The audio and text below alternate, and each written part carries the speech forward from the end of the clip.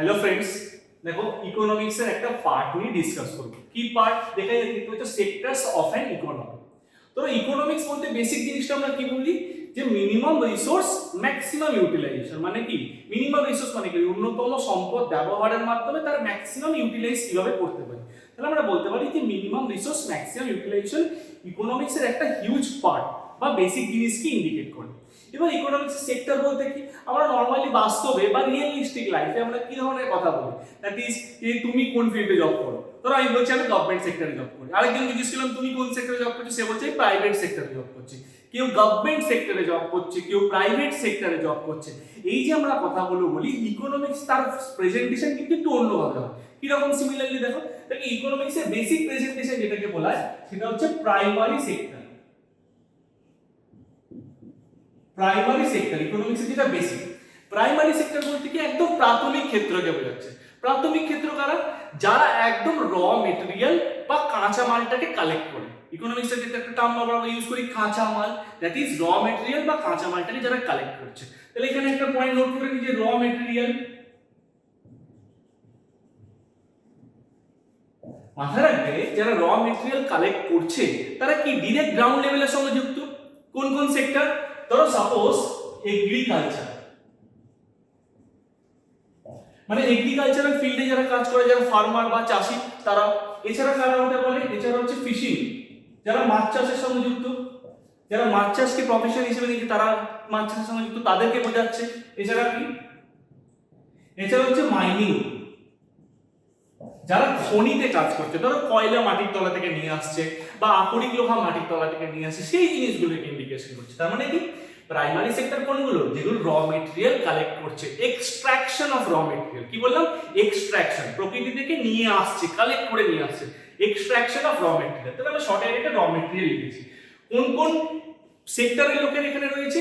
Agriculture ফিল্ডে যারা আছে তারা প্রাইমারি সেক্টর ওয়ার্কারের মধ্যে পড়বে। যারা ফিশিং বা মাছ চাষ করছে তারা প্রাইমারি সেক্টর ওয়ার্কারের মধ্যে পড়বে। যারা মাইনিং বা খনি রিলেটেড কাজকর্মের সঙ্গে যুক্ত তারা কি প্রাইমারি সেক্টরের মধ্যে পড়বে। মাথায় রাখবে যে এই প্রাইমারি সেক্টরকে ভারতে সবথেকে বেশি পরিমাণ লোক এর সাথে যুক্ত। কোন ক্ষেত্রে? আমরা একটা জিনিস জানি যে ভারতের সবথেকে বেশি লোক প্রাইমারি সেক্টরের সঙ্গে যুক্ত। প্রাইমারি সেক্টরের কোন জায়গাটা সবথেকে বেশি লোক যুক্ত? এগ্রিকালচার না ফিশিং না মাইনিং? এখানে প্রত্যেকেই জানি যে ভারত, আমরা কি বলি, ভারত হচ্ছে কৃষিভিত্তিক দেশ। কৃষিভিত্তিক দেশ কথার অর্থ কি? তাহলে maximum people of India R engaged with the field of agriculture. মানে ভারতের বেশিরভাগ সংখ্যক লোক কৃষি কাজের সঙ্গে যুক্ত। কখনো যদি পরীক্ষার পার্সেন্টেজটা জিজ্ঞেস করে কি করবে? এটা লিখে দেবে মোর দেন 65%, মানে 65%-রও বেশি লোক কৃষি কাজের সঙ্গে যুক্ত। এটা আমরা বলতে পারি। এই ডেটাটা কিন্তু day by day, time to time কিন্তু ভ্যারি করে। ইকোনমিক রিপোর্ট পাবলিশ হয় গভর্নমেন্ট অফ ইন্ডিয়া থেকে, সেই ডেটাটা ভ্যারি করতে পারে। এবার দেখো প্রাইমারি সেক্টরের পরে আমরা কি বলছি? প্রাইমারি সেক্টরের পর আরেকটা সেক্টর নিয়ে আমরা আলোচনা করতে পারি, that is secondary sector. Secondary sector তাহলে মানে কি? ফার্স্ট কি আলোচনা করলাম? ফার্স্ট আমরা আলোচনা করলাম প্রাইমারি সেক্টর। সেকেন্ড কি? Secondary sector. সেকেন্ডারি মানে কি? এর পরের পার্টটাকে বোঝাচ্ছে। ধরো আমি তো র মেটেরিয়াল কালেক্ট করলাম, আমি কি র মেটেরিয়ালটাকে ডাইরেক্ট ইউজ করতে পারবো? সেটা কি প্রসেসিং করতে হবে। তার মানে কি সেই কোন কোন জিনিসটা এখানে ইনভলভ হবে? That is processing, as well as processing এর সঙ্গে কি লাগবে? যে কোনো জিনিস প্রসেসিং হলো, প্রসেসিং এর সঙ্গে কি লাগবে? ম্যানুফ্যাকচারিং। Processing, manufacturing. তাহলে কি কি হলো? Processing, manufacturing. আরো একটা ভালো ওয়ার্ড এখানে ইউজ করতে পারি, দ্যাট ইজ প্যাকেজিং।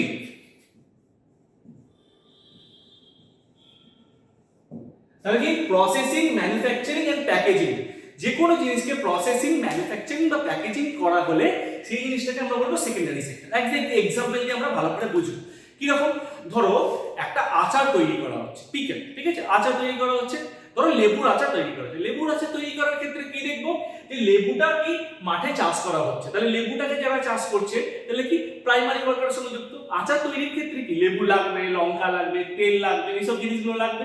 এইগুলো ক্ষেত্রে কি এগ্রিকালচারাল ফিল্ড থেকে আসে, দ্যাট ইজ র মেটেরিয়াল। এইটা কি করলো? নিয়ে একটা হাবে এলো। হাব বলতে কি? একটা প্রোডাকশন ইউনিট। এটা একটা কোম্পানি, ছোট কোম্পানি হতে পারে, বড় কোম্পানি হতে পারে। একটা ইউনিটের মধ্যে নিয়ে এলে সেখানে কি সেটাকে মেশিনের মাধ্যমে, ম্যানুয়ালি হোক বা সেটা মেশিনের মাধ্যমে হোক বা ম্যানুয়ালি হোক, এটা কি প্রসেসিং করছে। বিভিন্ন তেল, লঙ্কা, নুন যেগুলো আচারের সঙ্গে লেবুর সাথে কি মিক্স আপ করছে, দ্যাট ইজ প্রসেসিং করছে। প্রসেসিং হওয়ার পর কি হলো, সেটা ম্যানুফ্যাকচার হয়ে গেল। ম্যানুফ্যাকচারের পর একটা বটলের মধ্যে ঢোকালো, একটা কন্টেনারের মধ্যে নিল, সেটাকে একটা লেবেলিং করলো, প্রাইস নিল, কোম্পানির নাম লিখলো, তারপর কি প্যাকেজিং হয়ে গেল। তাকে প্রসেসিং, ম্যানুফ্যাকচারিং এন্ড প্যাকেজিং। মানে এবার আমি কি বলতে পারি, now this product is ready to use. মানে এখানে মাথায় রাখবে রেডি টু ইউজ, মানে ব্যবহার করার মতো উপযোগী হয়ে গেছে। এবার আচারটাকে আমি কিন্তু ব্যবহার করতে পারি, কিন্তু মাঠ থেকে ডাইরেক্ট যেটা আমি লেবুটা কিনে আমি আর খেতে পারবো না। ঠিক সিমিলারলি এখানে কি প্রসেসিং, ম্যানুফ্যাকচারিং এন্ড প্যাকেজিং এর মাধ্যমে সেই প্রোডাক্টটা কি হচ্ছে, রেডি টু ইউজ। ঠিক আছে, নরমালি এই সেকেন্ডারি সেক্টরটাকে আমরা কি বলছি, প্রাইমারি সেক্টরের মধ্যে মেইন জায়গায় ইন্ডিকেট করেছি কোথায়, এগ্রিকালচারকে। ঠিক সেকেন্ডারি সেক্টরের মধ্যে একটা মেইন জায়গা আছে, দ্যাট ইজ ইন্ডাস্ট্রি। যে কোনো ইন্ডাস্ট্রির ক্ষেত্রে কি হচ্ছে, প্রসেসিং করা হচ্ছে। যে কোনো ইন্ডাস্ট্রির ক্ষেত্রে ধরো আমি ধরো মাটির তলা থেকে ধরো লৌহ, আকরিক বা আয়রন অর তুলে নিয়ে এলাম, সেটাকে আমি ডাইরেক্ট ইউজ করতে পারছি না, সেটাকে প্রসেসিং করা হবে, কিছু জিনিস বাদ যাবে, ওর সঙ্গে কিছু কেমিক্যাল অ্যাড হবে, দ্যাট ইজ সেটা ইন্ডাস্ট্রিয়াল সেক্টর। মানে ইন্ডাস্ট্রিয়াল সেক্টরকে আমি সেকেন্ডারি সেক্টর হিসেবে কনসিডার করতে পারি, এগুলো মাথায় রাখবে। ঠিক আছে, ঠিক সিমিলারলি এই জায়গায় চলে আসো, এই জায়গায় চলে আসলে পর প্রাইমারি সেক্টর হয়ে গেল, secondary sector, similarly tertiary sector. Tertiary sector, primary সেক্টরের পর কি দেখলাম, সেকেন্ডারি, তারপর হচ্ছে টারসিয়ারি সেক্টর। টারসিয়ারি মানে কি, third sector, that is 3 number sector. 3 নম্বর সেক্টরে কি বলা হচ্ছে, টারসিয়ারি সেক্টর মিন্স হচ্ছে service, any kind of service. ঠিক আছে, তোরা আমি পড়াচ্ছি, এটা ওয়ান কাইন্ড অফ সার্ভিস, এই সার্ভিসটাকে টারসিয়ারি সেক্টরের মধ্যে ফেলতে পারি। ডাক্তারের কাছে যাচ্ছে, ডাক্তার কি ট্রিটমেন্ট করছে, কি প্রোভাইড করছে, সার্ভিস প্রোভাইড করছে। লয়ারের কাছে যাচ্ছে, লয়ার কি কনসালটেন্সি দিচ্ছে, দ্যাট ইজ বুদ্ধি দিচ্ছে, that is tertiary sector, that is service সেক্টরের মধ্যে পড়ছে।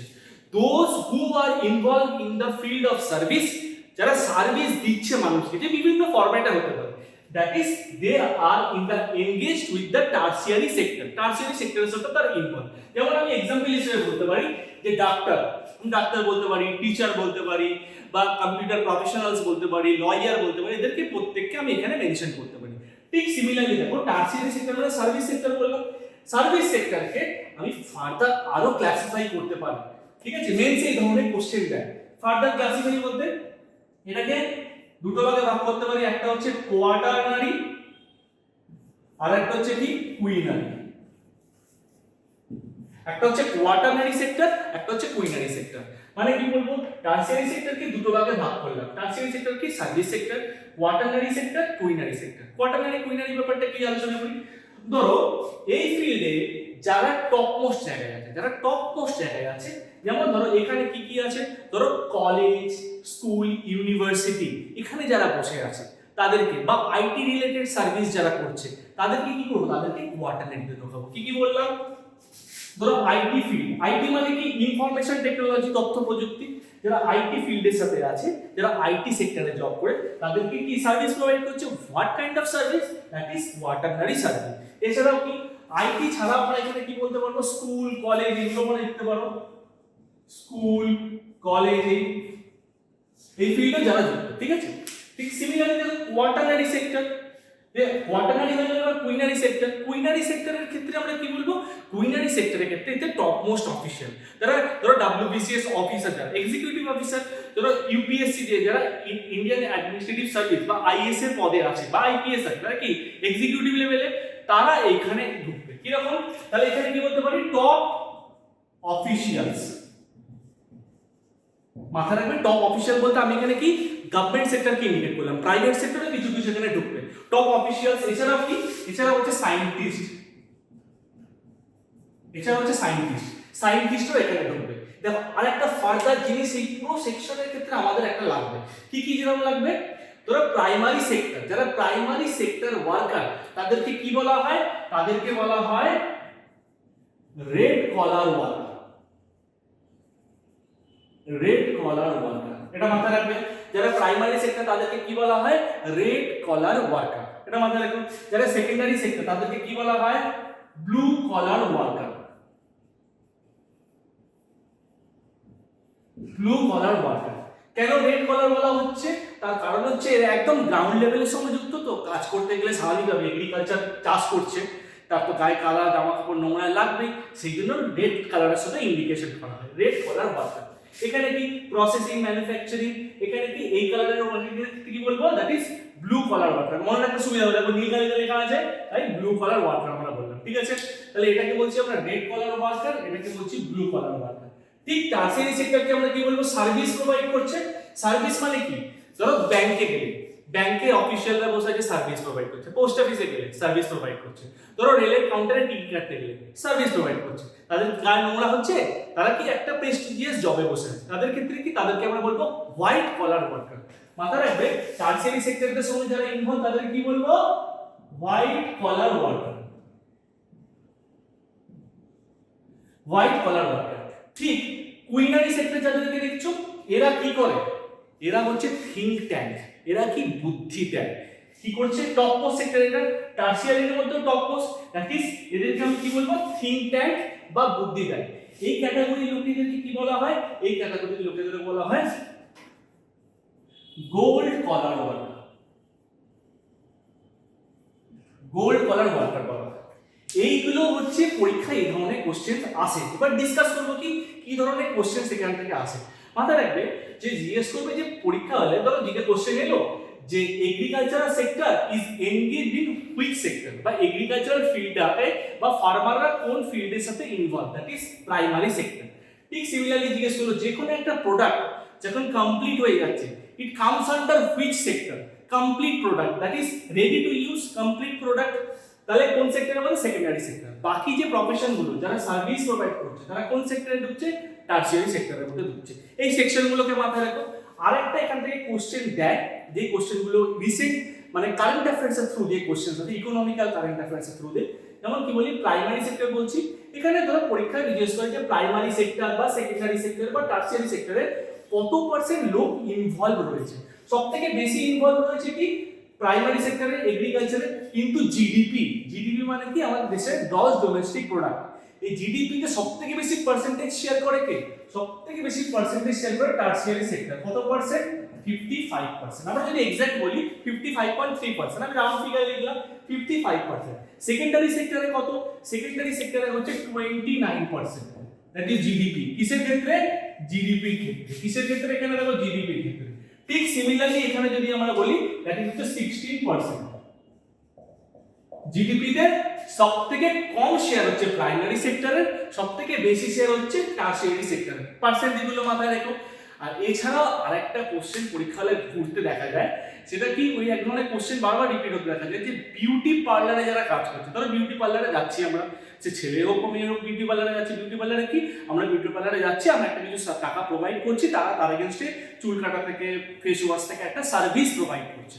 যে সার্ভিস প্রোভাইড করছে তারা কি, তারাও টারশিয়ারি সেক্টরের মধ্যে ঢুকবে।